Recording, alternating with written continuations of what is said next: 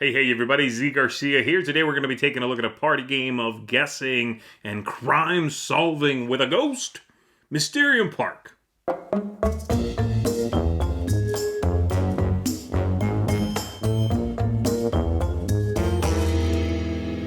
In this game, the players are going to be working together. One of them is going to be a ghost who has information, and they are going to give the players who are psychics, the other players, visions with cards. They have to eliminate some suspects and ultimately together arrive at the answer, the whodunit. So that's what the game's all about. Now this is Mysterium Park here based on Mysterium. It's sort of a more slim, faster model of Mysterium. Is that better? Does it lose something along the way? Well, that question's a little tricky, but let's see if we can answer it. Let's go ahead first, though, and take a look at the game, see how it works on the table, see how it looks, and I'll see you on the other side. Here we're set up and ready to go. We have 4 players at the table. One of them is the ghost player, who is going to be giving clues to the other players using this deck of cards, and then the other 3 players are going to be psychics, playing purple, yellow, and white over here. I have 9 cards on the table from this deck. These are the suspects. Now, in the game, we have 6 rounds to go through, everybody finding a suspect. Then we'll wipe this clear and set out these cards, which have locations. Everybody finds a location. And then one final guess to find the true culprit. That final guess doesn't factor into these 6 rounds. So these 6 rounds are for finding your person and your location. Okay? So, here's how this goes. There's this deck of cards, and I'll only really need 3 from this whole thing. But I'm going to draw one, and I am going to set it on this little stand right here that I have in front of me to make sure that only I can see this. Now, I'm going to go ahead and flip this around and show you what this looks like. So, from my point of view, or however you want to do it, these spots correspond to these spots right here on the board, and they let me know what card corresponds to which player.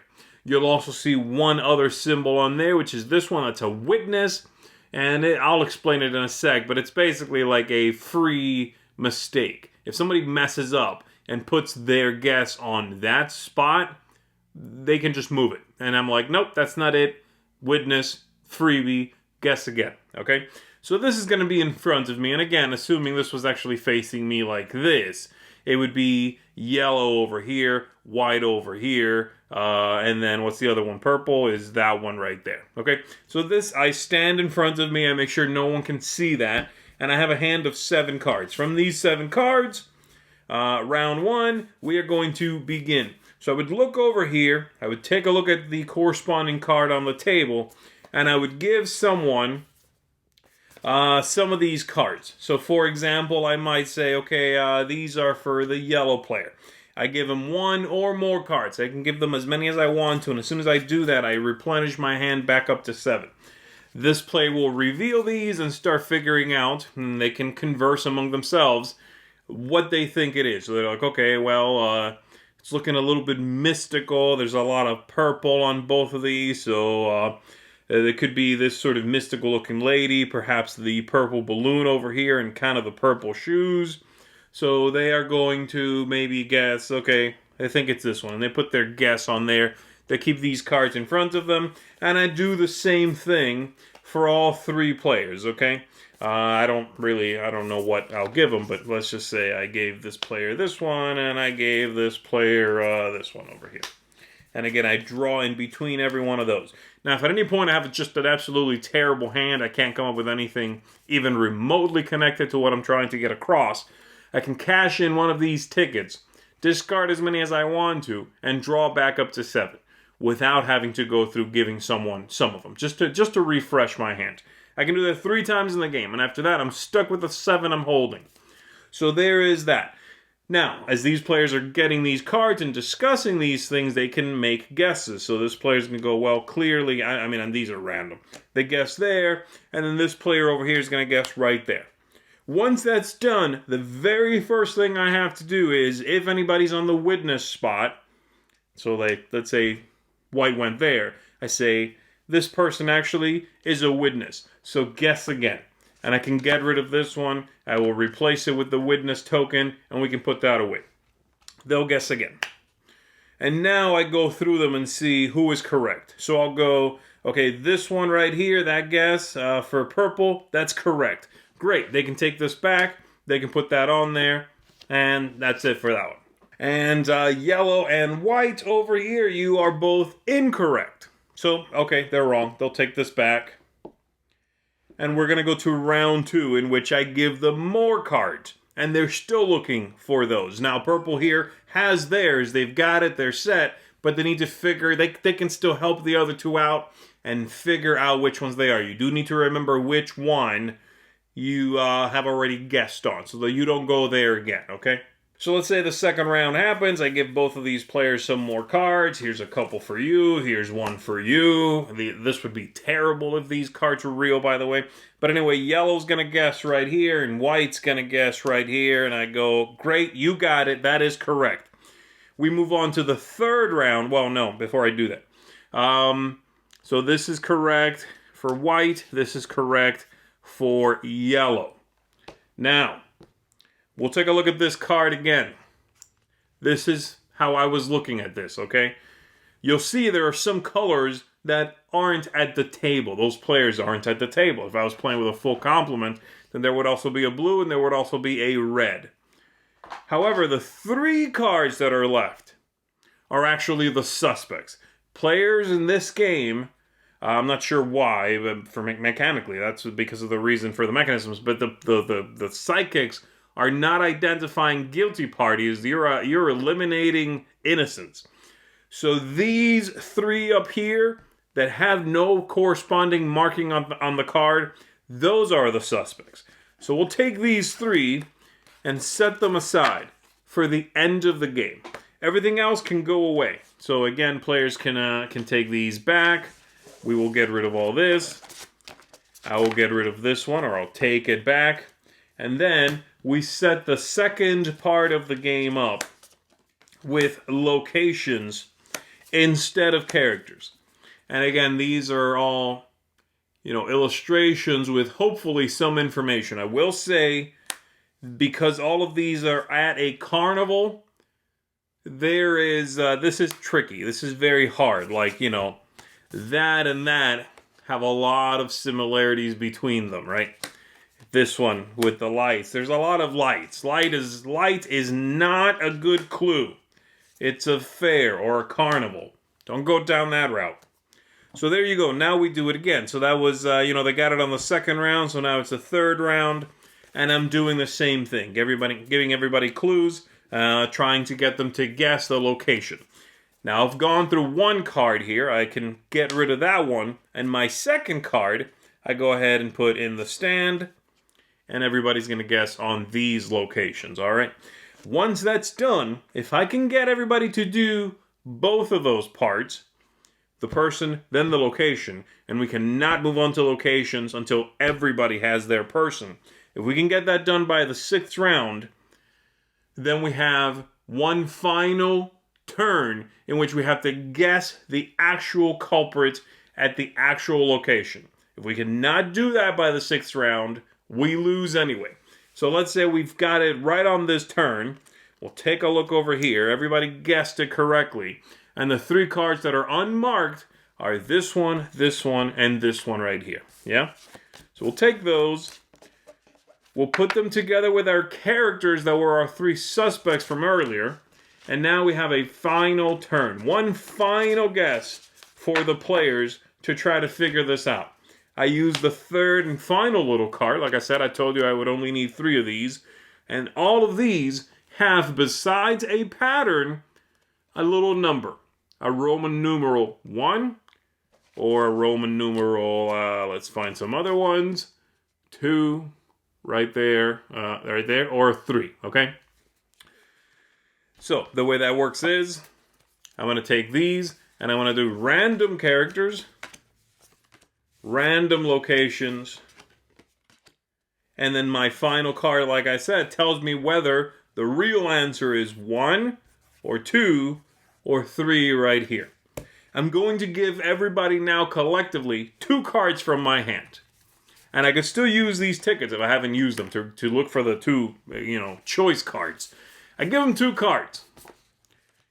One of them is going to be representative of the character. The other one is going to be representative of the location, but I don't tell them which is which. They are all going to discuss this as a team and make one final guess. And that during that final guess, you're really not going to need these. But they might say, okay, we think it's 2. They have to come to an agreement.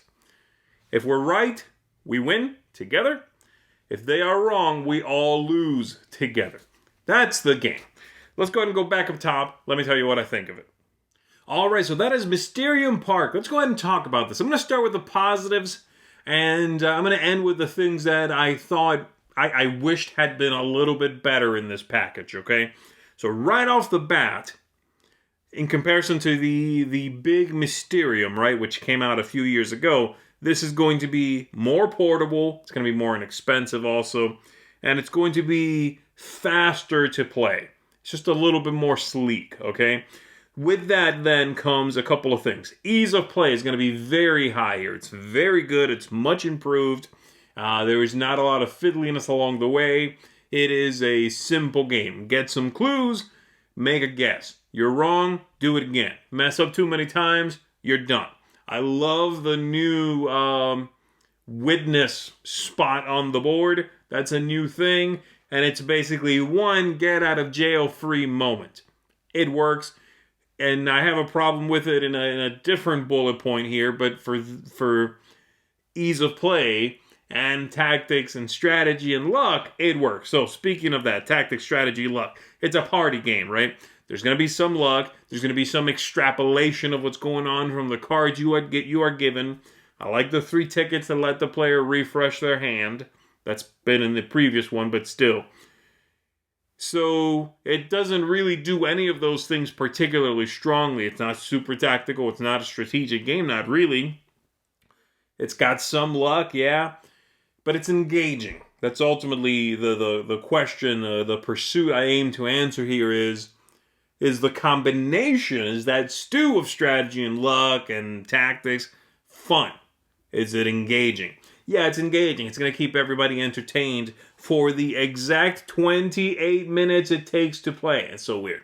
It says 28 minutes on there for some reason. But yes, it is an engaging game. It's going to bring you to the table, keep you at the table, looking at cards, trying to figure out what's going on.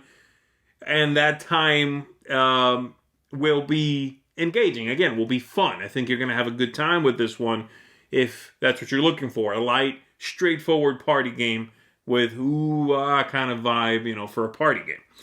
The game arc I also think is good because, again, it's so quick. Now you're playing 6 rounds. The previous game used to be longer. It was 7, and there was more to do every round. So that's good. It's a little punchier. You can use this as a way to warm up the crowd for a night of gaming, though it's not rambunctious by any means, okay? It's not that kind of game. It's a pensive game. But maybe you can use it as a cool-down game then, at the end of the night, everybody's done thinking, everybody's sort of, the brains fried a little bit from heavier games, but you're not quite ready to break for the night yet. This is a good one for that. Everybody gets to sort of wind down, taking that extra lap after the marathon. This is a good game for that. Now, the things that I found a little disappointing, okay? Replay value. This is not a huge disappointment, but the replay value isn't as tremendous in this one as it was in the original game, it seems to me. Part of that is, it's a smaller game. There's less in here. The locations, the characters, I believe there are 20 of each, which means you will see them almost all in 2 games. Obviously, you would shuffle that, okay? But you're going to get repetition fairly quickly. This is not going to be a weekly game session, probably. Because then there would be too much crossover. You'd see the same people, the same locations, a little too much, I think. So the replay value, I think, is all right. It's not bad, it's just all right. The aesthetics are good, but the problem is, and this is really theme and settings here, aesthetics rather, I kind of have to talk about it at the same time. The aesthetics are technically well done. Like the illustrations are attractive. But because of the setting, and this being set in an amusement park, they all are really similar. And the people less so, but the locations, they're all at night. They're all covered in string lights. They're all carnival fair things. So it's sort of hard to discern, to use your strategic reasoning to go for this stand at a fair versus that stand at a fair. I know you can do it. The game is clearly playable. It's not very difficult to win. It just isn't as fun to select between, 6 things, 9 things that are all sort of the same thing. And therefore, the artwork isn't as engaging because it's a little more, samey. It's just a sort of more, the entire pool isn't as engaging. There are no outliers in what's presented. And again, the theme definitely loses something in this game. Not just because it's set in that one setting. The original one is technically set in one setting, also a more diverse setting, I would say, than this one, but it's still in one location. Now, this one, the theme is neat, like a spooky park where, and I guess a murder happened. The original one was sort of like a mansion. The problem is, because the gameplay has been tweaked to allow for faster play, to allow for the ghost player not to have a gigantic screen in front of them with information facing them, which was in the original Mysterium. That's gone, thankfully. But because they had to adjust some mechanisms to have this play well, all of these psychics are now spending the game, except for the final, win or lose round, right? You're spending the entire game identifying innocent people. That's the theme. The ghost is giving you clues as to who didn't do the murder. So you're spending the whole game finding things out and forming, and then, once you discover them, forming no attachment to them at all. So once you know, ooh, that clown, is it this guy? You're right, says the ghost. I got it. Great, now put that aside and forget about that person. It's not them. In the original game, each player at the table, each psychic, is identifying a possible suspect. And that's fun, because you've got, your horse in the race. You're like, I don't trust that person. In this one, it's the 3 that no one should have been looking at that pass on to the final round. Same thing for the locations. So, I guess the story arc and the resets hit a little bit harder, if that makes sense, okay? So like I said at the beginning, in conclusion here, there are some things this package gains. It's portable, it's cheaper, it's faster, it's definitely easier to play. But it loses a little something for me. The theme is a little quirkier. It's harder to explain to people that need to find someone who is not the suspect. Why is this ghost giving them that information? And so it ends up in about the same place as the original game. Now, the original game I like. I don't love, but I like it. I think it's a strong game, and I think especially with the right crowd, it's certainly a crowd pleaser. This, I feel the same way about, and this is so much easier to use, like I said, as a startup game, a cool-down game, something you can bring along with you much more comfortably. So this is going to get the same score as the original game for me. What score is that? A 7 out of 10. Which means it does get a seal of approval. I enjoyed this game. That is not to say it's not without its faults, though, right? So hopefully this is all enough information for you to decide for yourself if you want to pick up Mysterium Park. If you already own Mysterium, do you want to get Mysterium Park as well? Do they exist side by side? Do you want to go with just one or the other, right? For me, personally, I don't think I would own both, okay? I would, and if you have neither, then this is your chance to sort of figure out which way you want to go. But if you already own Mysterium, unless you see yourself playing, fitting this into that sort of specific setting and window as I'm telling you about, I don't think you necessarily need to own both. Perhaps you could just combine them use characters from both at the same times, at the same time, locations from both at the same time. Anyway, enough waffling from me. Like I said, 7 out of 10, seal of approval for this one, Mysterium Park. My name is Garcia, everybody. Thanks for checking this out. I'll see you on the next one.